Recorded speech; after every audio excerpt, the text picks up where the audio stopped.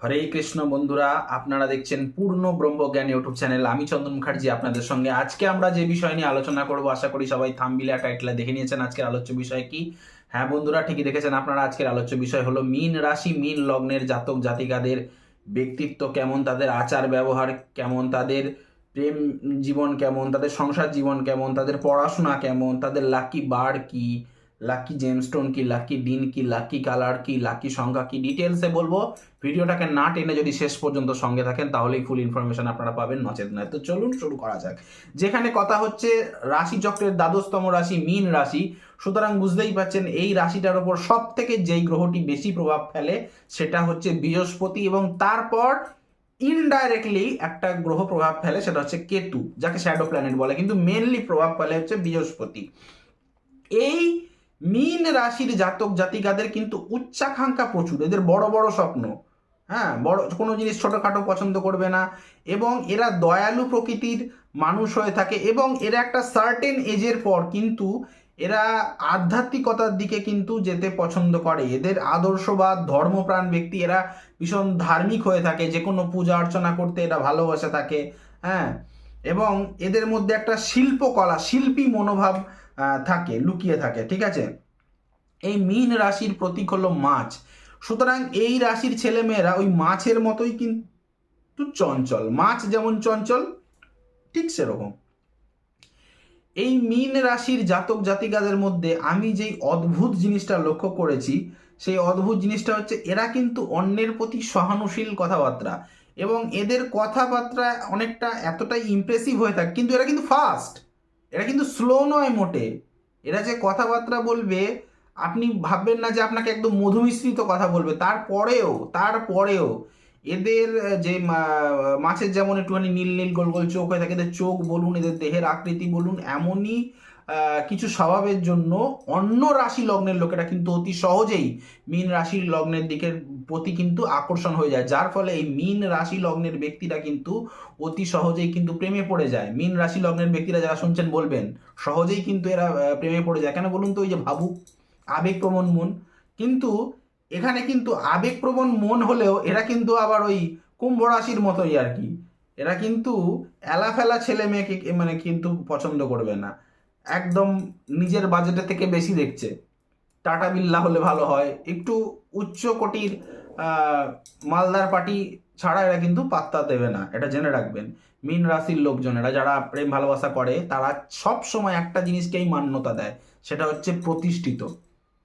প্রেম করছে তো ছেলেটা যেন প্রতিষ্ঠিত, মেয়ে যদি হয়ে থাকে ছেলেটা যেন প্রতিষ্ঠিত হয়ে থাকে, এবং ছেলে যদি থাকে সে আগেই দেখছে যে এই মেয়েটার বাপের বাড়ির সম্পত্তি আছে কিনা মনে মনে। মানে উচ্চাকাঙ্ক্ষার কোনো শেষ নেই। এবং এদেরকে আমি যে জিনিসটা দেখেছি, কিন্তু স্বার্থপর নয়, অতি অবশ্যই আমি বারবার বলছি এটা কিন্তু স্বার্থপর নয়। এদের একটা এটা মানে বৃহস্পতির রাশি এবং দ্বাদশতম রাশি, কিন্তু একটা সময় সার্টেন এজ যখন এদের বিয়ে ঠা হয়ে গেল, বাচ্চা টাচ্চা হয়ে গেল, এরা কিন্তু প্রচণ্ড পুজো অর্চনা আধ্যাত্মিকতা নিয়ে মেতে থাকবে, একটা সার্টেন এজ আছে তার জন্য। কিন্তু এই মীন রাশির লগ্নের লোকেদেরকে আমি দেখেছি পরিস্থিতির সঙ্গে মানিয়ে নিতে, এবং আরেকটা দেখেছি এরা প্রচণ্ড ভীতু হয়। মানে ওই মুখেই তেন্ডি বেন্ডি ঘরের ভেতরে, এরা কিন্তু বাইরে খুব একটা ঘরে চেল্লে ফাটিয়ে দেবে, কিন্তু বাইরে ঝগড়া করতে এরা একটা ভয় পায়। ঠিক আছে, বিশেষ করে আমি যে জিনিসটা দেখেছি, এরা পড়াশোনা যদি করে তাহলে কোনো শিল্পকলা বিভাগ ছোটবেলা থেকে যদি হাতের কাজটা শেখে ভালো, এদের শিল্পকলা সেক্টর, আর্ট অ্যান্ড ফাইন আর্টসের যদি স্টুডেন্ট হয়, সংস্কৃতির যদি স্টুডেন্ট হয়, তাহলে বেশ ভালো। এছাড়াও এরা কিন্তু সঙ্গীত, গান টান বাজনা শিখে কিন্তু বেশ ভালো এ করতে পারে, ড্যান্সিংও শিখতে পারে। এরা কিন্তু টিচিং প্রফেশনটা এদের জন্য ভালো, কোচিং সেন্টার করা, স্কুল টিচার, প্রফেসর, লয়ার, জাজ। নালে অনেক বেকার ছেলেরা বসে আছে যারা চাকরি টাকরি পায়নি, পড়াশোনা না শিক্ষিত ছেলে, তারা পণ্ডিত, পুরোহিত, জ্যোতিষ এই সমস্ত নিয়ে বেঁচে রয়েছে। এবং আমি এই দেখেছি এই মীন রাশি লগ্নের ব্যক্তিরা কিন্তু একটা অভ্যেস এদের মধ্যে আমি দেখেছি, এরা কথা দিয়ে কথা তুলতে খুব অভ্যস্ত। মানে আপনাকে ডেকে ডেকে দরকার পড়লে নিজের গাঁটের পয়সা খরচা করে খাওয়াবে, কিন্তু আপনার পেট থেকে কিন্তু সমস্ত কথা কিন্তু এরা বের করে ছাড়বে, এই কথাটা জেনে রাখবেন।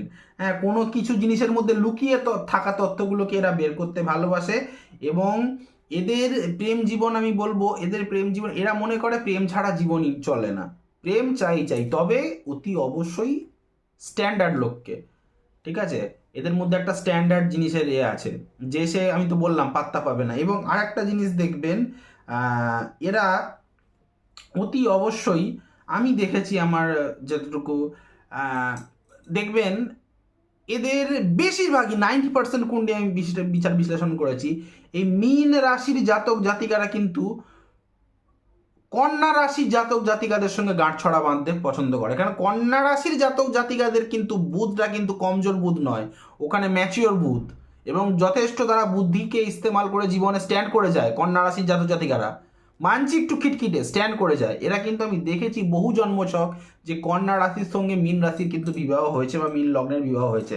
এবার যদি বন্ধু ভাগ্য বলে থাকেন, তাহলে আমি মেষ রাশি মেষ লগ্নের সঙ্গে ভালো বন্ধুত্ব দেখেছি, কর্কট রাশি কর্কট লগ্নের সঙ্গে ভালো বন্ধুত্ব দেখেছি, সিংহ রাশি সিংহ লগ্নের সাথে ভালো বন্ধুত্ব দেখেছি, ধনু রাশি ধনু লগ্নের সঙ্গে মোটামুটি একটা বন্ধুত্ব অ্যাভারেজ রয়েছে। তবে এরা যেই সমস্ত রাশি লগ্নগুলির সঙ্গে এদের জমে না, সেটা হচ্ছে বৃষ, মিথুন এবং তুলা রাশির জাতক জাতিকাদের সঙ্গে কিন্তু এদের খুব একটা বনিবনা হয় না।